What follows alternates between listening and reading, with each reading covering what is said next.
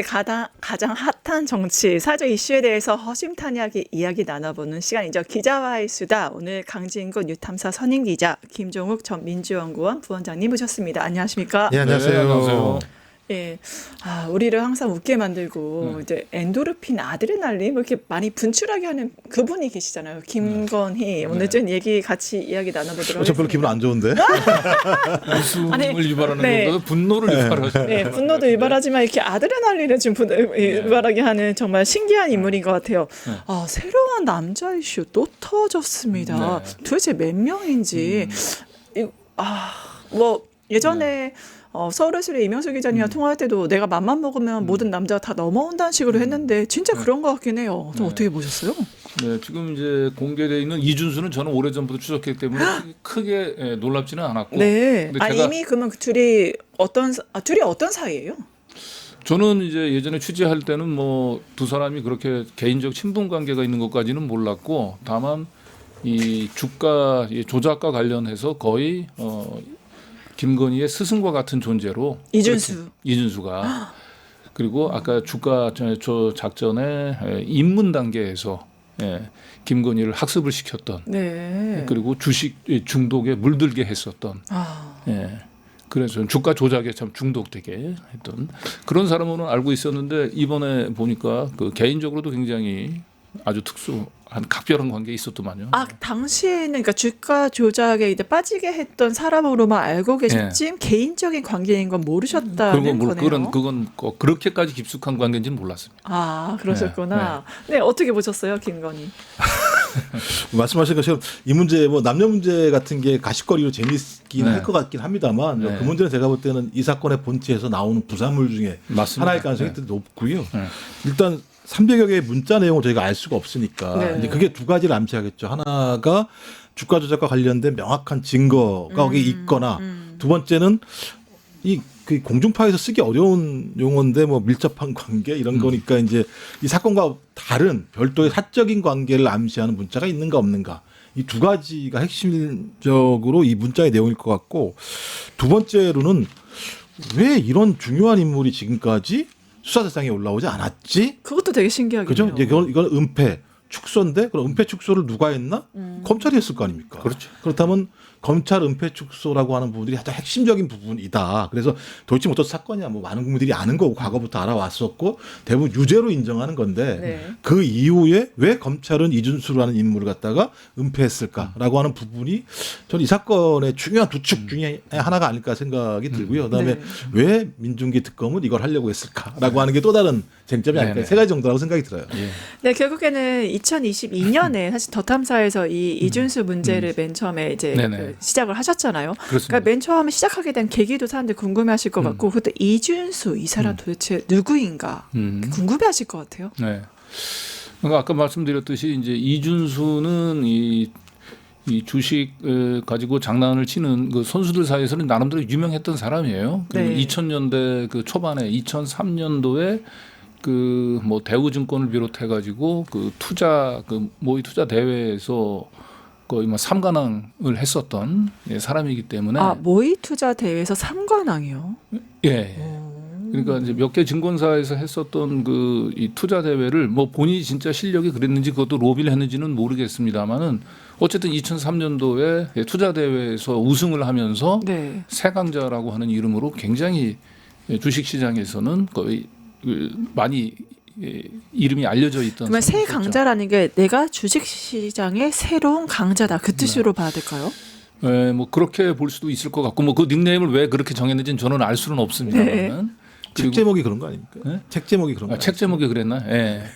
책 제목이 새 강자예요? SK증권에서 대회를 했을 때 거기서 뭐 3,000%인가? 본인이 주식으로 1등을 했다 뭐 이런 얘기를 하는 거니까 그 당시에 주식을 되게 잘하는 사람이구나라고 하는 이미지를 만들어냈고 이제 그것 때문에 여러 사람들이 붙었겠죠. 돈 벌려고 할 되게 많은 사람들이. 이제 그러면서 그 과정에서 그 어떤 자기의 레퍼런스를 가지고 김건희라는 인물을 만나게 됐던 뭐 이런 배경 아마 첫 배경을 말씀하시는 것 같습니다. 지금 기자님 말씀하시는 거. 네. 그래서 그러니까 결국에 뭐 전과 사범이다. 이 사람 좀 특이한 이력을 가지고 있다가 그래서 이준수란 누구인가 굉장히 다들 궁금해하거든요. 지금까지 취재한 내용 알고 계신 내용은 어떤 사람인가요? 아까 얘기했던 대로 대외적으로는 그렇게 주식 투자 대회에서 우승도 하고 애널리스트로 이제 활동을 했었던 사람인데 지금 보면 이준수 같은 경우는 진짜로 주식에 대한 애널리스트로서의 능력보다는 자신이 찍은 주식을 그 부정한 방법으로 주가를 부양을 시키고 그래서 그걸로 이름도 얻고 그걸로 이제 돈도 벌고 이제 그랬던 사람이고 김건희하고 알게 됐던 시기는 이제 2003년 이후로 그러니까 2003년 고무렵으로 좀 추정은 되는데 처음에 알게 될 때는 이준수는 어쨌든 아까 세강자 그리고 네. 주식 분야에 있어서는 굉장히 이름이 있는 애널리스트였고 김건희는 거기에 추종자로 이준수가 운영하는 카페 회원으로 그러다 보니까 거의 그러니까 스승처럼 그래서 최근에 그 이제 공개되고 있는 문자 같은 것도 보면 이제 두 사람 사이가 굉장히 각점은 친분한 관계도 있긴 하지만 이준수가 굉장히 김건희를 좀 하대하듯이 반말투로 얘기하는 문자들이 공개되고 그랬잖아요. 네. 그게 처음 두 사람이 만나게 된 계기는 이준수하고 김건희는 이제 유명한 애널리스트 그리고 김건희는 추종자 그런 관계로 만났던 관계가 계속 이어졌던 게 아닌가. 네, 그래서 이준수 굉장히 누구인가 궁금해하면서 이 사람이 대포폰을 가지고 있었고 또 리스트도 어마무시하다는데 이건 또 뭐예요? 예, 그 대포폰 문제는 사실 제보자 X가 이제 저한테 그 알려줬던 건데 네. 실제로 이준수가 그 사용했던 그 휴대폰 번호를 한 20개가 넘더라고요. 번호를. 예. 그리고 실제로 이준수를 이제 알았던 사람들 얘기를 들어보면 수시로 전화번호를 바꾼다 그래요. 전화번호를 바꿔서 자기가 전화를 걸면 전화를 안 받는데 자기가 필요할 때 전화가 온다는 건데 그때마다 보면 전화번호가 바뀐다는 거죠. 그만큼 이준수 자체가 항상 이 교도소 담벼락을 타고 다니던 사람이라고 그 하는 선을 거겠죠. 항상 타고 다니던 사람인데 결국에는 그 유탐사가 제기했던 이준수라는 인물 자체가 이제 평가에 대해서 보면 사실 시장의 진짜 선수들, 주식의 진짜 고수들에게는 실제적으로 인정은 받지는 못했고, 그다음에 또 진짜 의뢰인들에게는 난 진짜 선수다 이런 식으로 좀 팔렸다 이런 평가도 있는데 어떻게 보셨어요, 이준수? 뭐 말씀하신 것처럼 정가 사범이라고 얘기하면 주가 조작을 자기가 어떤 돈을 벌어가는 방식으로 선택한 사람이기 때문에.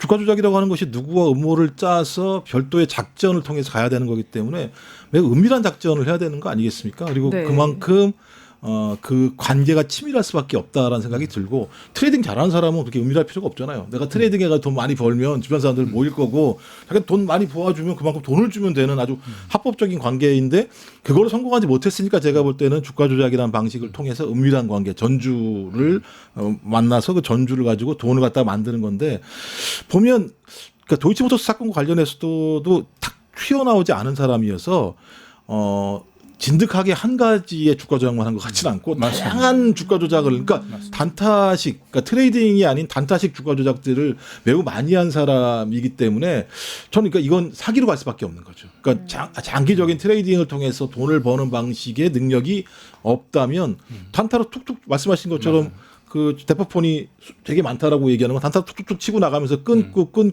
갈 수밖에 없지 않았을까?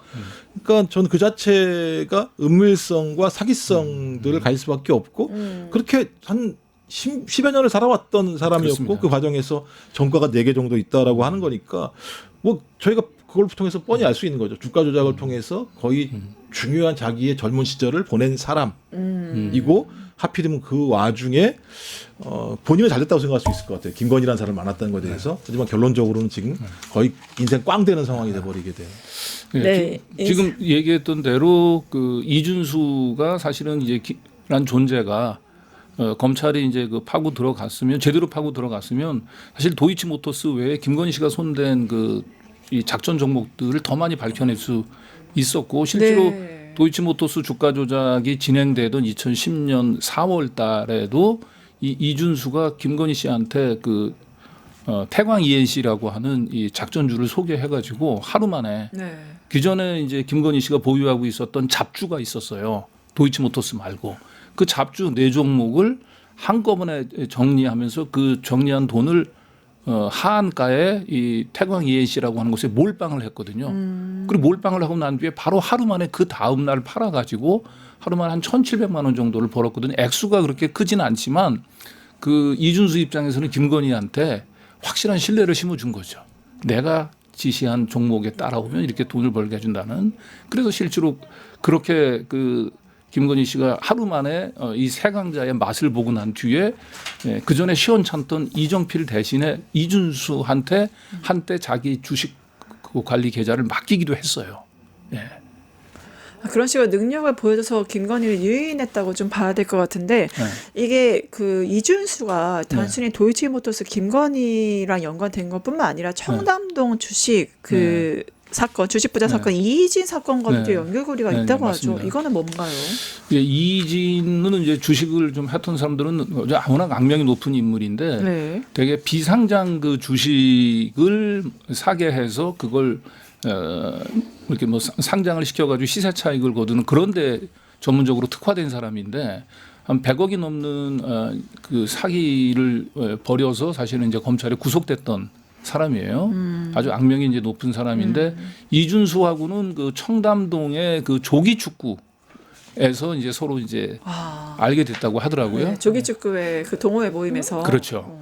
그러면서 이제 둘이서 같이 이제 주식 이 주가 조작 선수들이니까 같이 유튜브도 하면서 자기 작전 종목들을 이제 그 유튜브를 통해서 띄우고 이런 이제 공범 관계에 있었던 걸로 보이는데 이희진이 그 검찰에 2018년도에 이제 구속이 되니까 이준수가 평소에 자기 이제 법조 인맥들을 자랑하고 다니고 그랬거든요. 그래서 이희진한테도 내가 그 확실한 정관을 소개시켜 주겠다라고 하면서 이제 그 거액의 이제 수임료를 변호사를 소개시켜주고 수임료를 이제 받은 그런 혐의로 실제로 검찰에 이제 기소가 되기도 했어요. 검찰 출신 전관을 소개시켜 준 거죠, 그렇죠? 그렇죠. 예.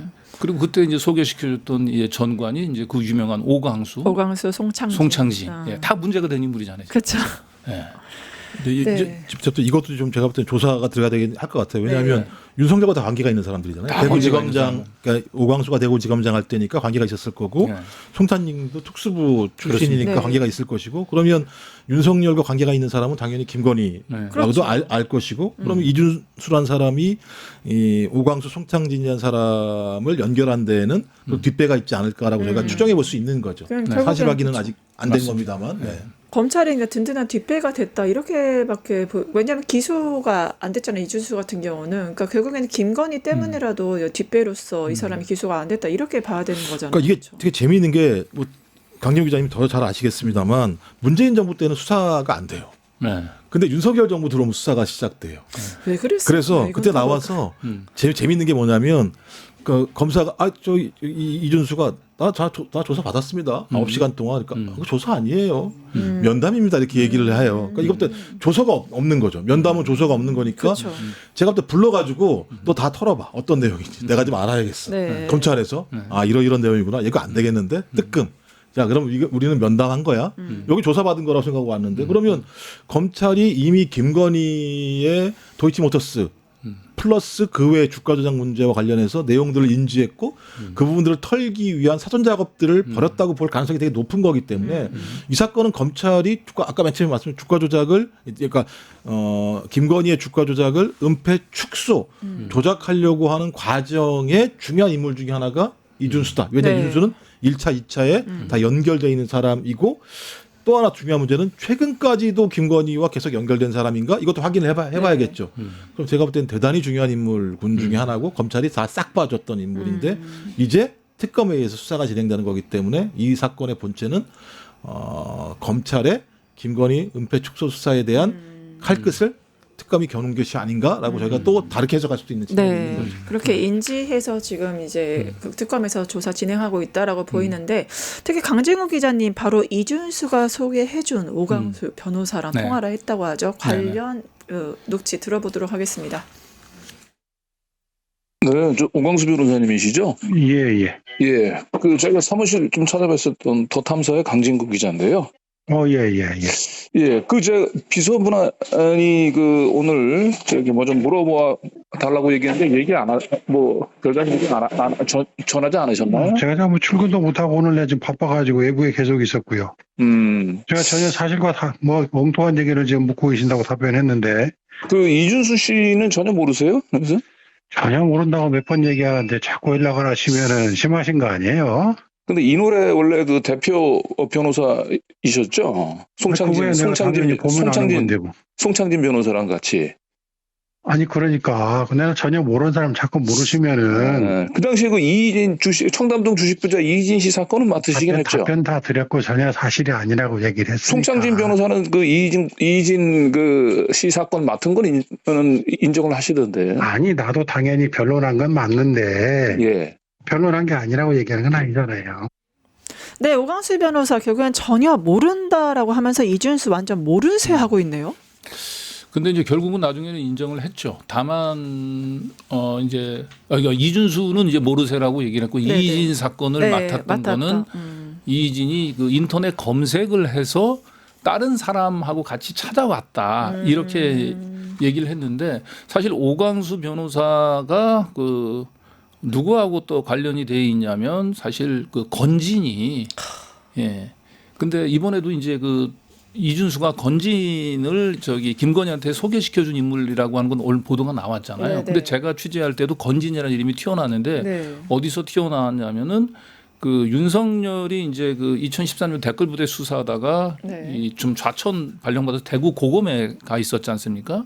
그때 오광수 변호사가 대구 지검장이었어요. 네.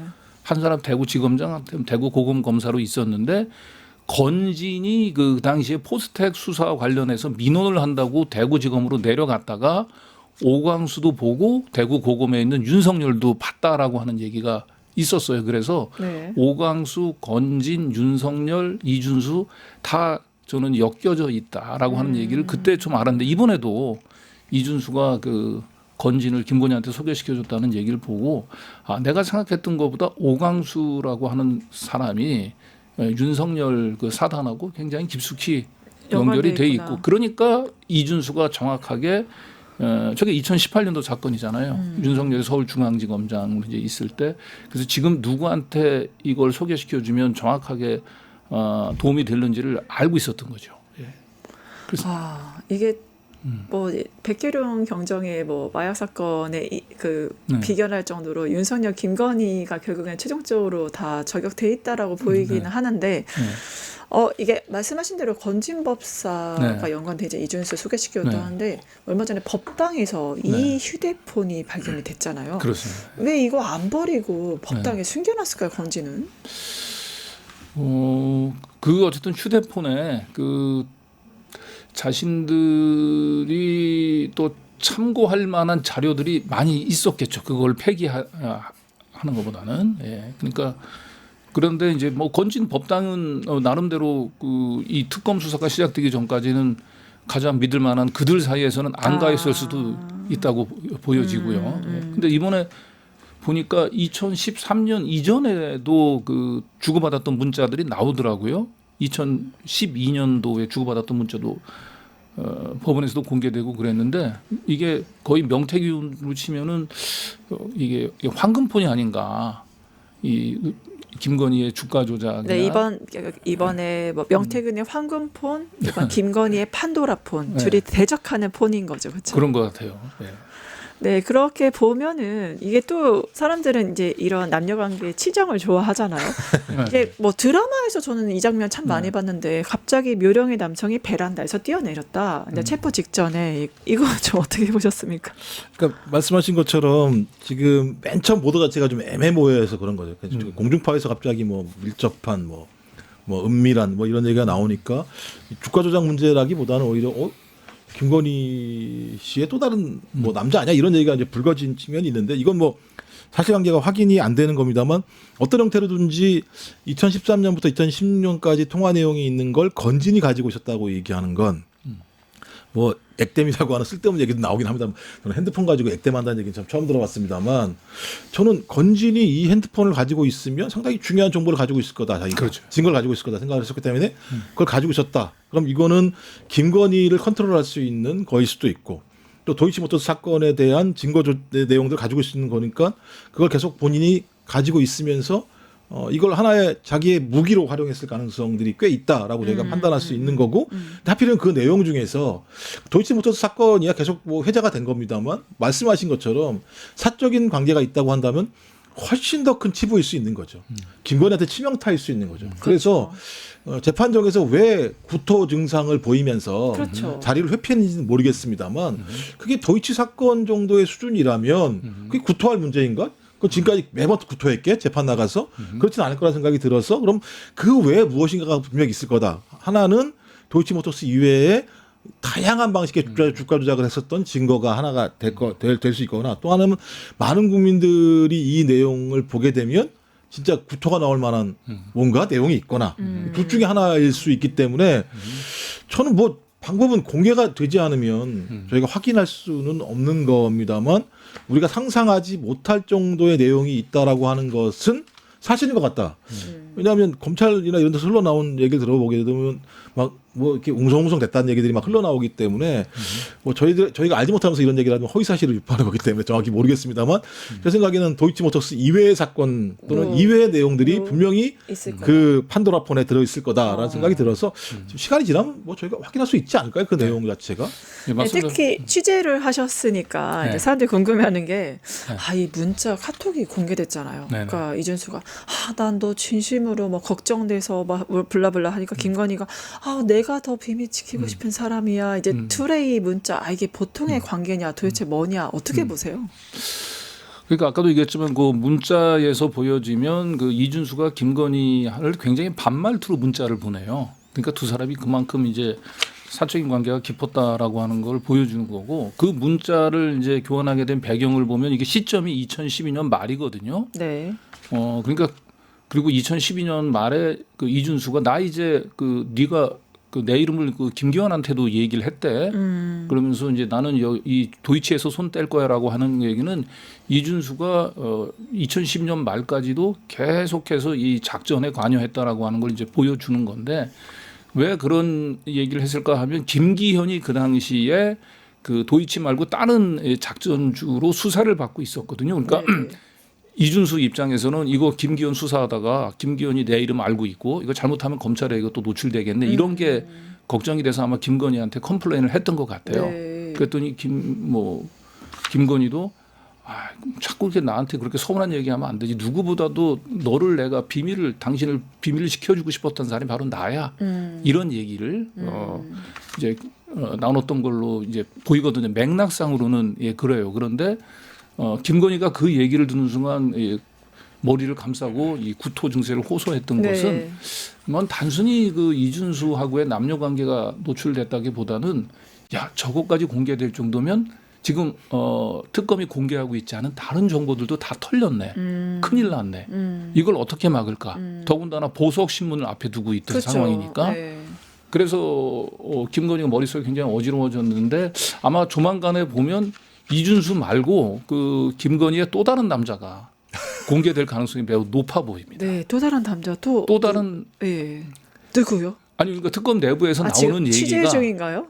취재 중이신가요? 제가 뭐 취재 중이기도 하고 저 말고도 뭐 특검 취재하는 기자들이 지금 이준수 외에 또 다른 남자가 있고 그 또 다른 남자가 뭐 단순히 그냥 김건희하고 뭐 그런 썸이 있었 뭐 이런 거 말고 주가 조작 문제 관련해서 그렇죠. 하시는 건가요? 또 다른 이제 범죄와 관련이 돼 있는 또 다른 남자들이 아마 추가로 더 공개될 가능성이 높다. 네, 이준수가 끝이 아니다. 이준수가 끝이 아닌 거죠. 양파 주가 조작이네요. 그냥. 양파 주가 계속 조작. 까면 하나씩 사람이 튀어나오는 이런 문제가 발생하는 상황. 그리고 단순히 그게 과거 일이 아니고 아마 현재하고도 최근에 벌어진 여러 가지 주가 조작 문제하고도 관련이 돼 있을 수도 있다. 네, 나중에 또 얘기를 해주시면 좋을 것 같습니다. 시간 관계상 오늘 그 기자와의 수다 여기까지 진행하도록 하고요. 출연해주신 두 분께 감사드립니다. 감사합니다. 네, 고맙습니다. 유튜브 구독하고 실시간 채팅과 댓글을 남기시면 매일매일 7,000 TTCO를 드립니다. 참여 방법은 통통물 어플을 다운로드하고 회원가입과 로그인을 해주세요. 마이페이지에서 나의 회원 고유 번호를 복사해주세요. 유튜브 구독 후 실시간 채팅이나 댓글창에 고유 번호를 한 번만 입력하면 준비 끝! 지금 유튜브 채팅과 댓글 쓰기 참여하고 실천 TTCO 받아가세요.